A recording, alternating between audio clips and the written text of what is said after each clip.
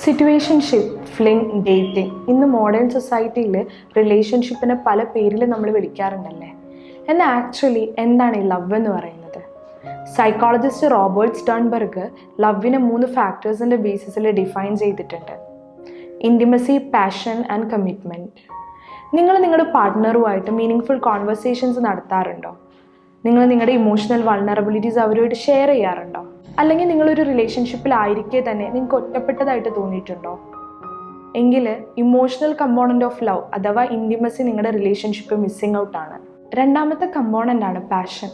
Opposite പാർട്ട്ണറോടുള്ള physical attraction ആകാം, romance ആകാം, അല്ലെങ്കിൽ ഒരു എക്സൈറ്റ്മെൻ്റ് ആകാം. നിങ്ങളുടെ റിലേഷൻഷിപ്പിൽ പാഷൻ ഉണ്ടാവേണ്ടത് വളരെ അത്യാവശ്യമാണ്. നമ്മുടെ റിലേഷൻഷിപ്പിനെ പ്രയോറിറ്റൈസ് ചെയ്യാൻ പറ്റുകയും അതുപോലെ തന്നെ you are an important person എന്ന് ഫീൽ ചെയ്ത് തുടങ്ങുമ്പോഴാണ് ഒരു റിലേഷൻഷിപ്പിലെ കമ്മിറ്റ്മെൻറ്റ് എന്ന ഫാക്ടർ വരുന്നത്.